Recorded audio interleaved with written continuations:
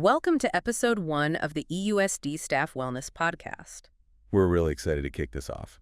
As we're all gearing up for the new school year, we wanted to take a deep dive specifically into your well-being, you, the incredible EUSD staff. And today, we're looking at some, really useful resources. We pulled insights from 6 important routines in the classroom over on the Weary Educator blog. Right, and also from your own EUSD-August guide, the one focusing on routines and wellness for school staff. Yeah, exactly. So our mission here is basically to sift through these and pull out the most, impactful ideas. Think of them like little nuggets you can actually use, things to help you start the year feeling, strong and balanced, hopefully. Ready to go. Okay, so routines. When we hear routines in school, usually we think students, right? Morning check-ins, transitions. Totally. And that Weary Educator article, it does lay out all those types: morning, transition, end of day, procedural stuff like homework turn-in. Even instructional routines. But the EUSD guide makes this really crucial point. Routines aren't just for the kids. Okay. So they're key for us, the staff, too. Absolutely fundamental, it says, for your well-being. It's interesting how setting up clear routines, both, in the classroom and maybe even personally, can combat major stress. How so? What's the mechanism there? Well, predictability, structure. The sources suggest routines basically cut down on that constant mental juggling. That feeling of, okay, what's next? What did I forget? Exactly. It frees up what they call cognitive energy. Like your brain power isn't being drained by just managing the flow of the day. So less mental energy on logistics means more energy for the important stuff, like teaching. Precisely. More energy for connecting with students, for the actual educating part, and it boosts efficiency too. Less fumbling, less wasted time. Makes sense. And that smooth flow, that probably builds confidence. Yeah, the sources link it to feeling more confident and managing everything, which then helps build stronger relationships with the students because things are just running better. Yeah. You're not putting out fires constantly. The Weary Educator source mentioned using timers for transitions. Said kids kind of like racing the clock. Yeah, little things like that can make routines feel less like a chore, maybe even fun. It makes it concrete. Okay, so we see the types of routines. How do we make them actually stick for the kids or even for ourselves? Good question. The sources boil it down to a few key things. First, clarity and simplicity.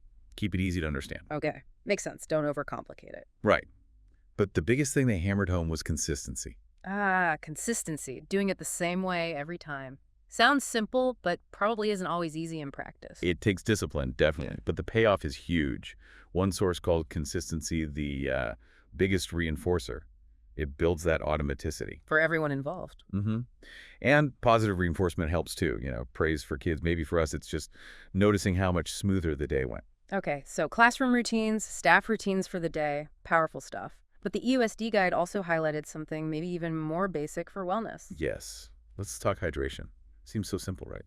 Yeah. Water. Yeah, but easy to forget when you're running around all day. So easy. The guide reminds us our bodies are, about 60% water? And even mild dehydration? Oh, tell me about it. The headaches, the tiredness, maybe being a little snappier than usual, trouble focusing. Agrees. Ring any bells? That afternoon slump. Absolutely. Does that sound like any particular day of the week for you listening? That brain fog, that fatigue.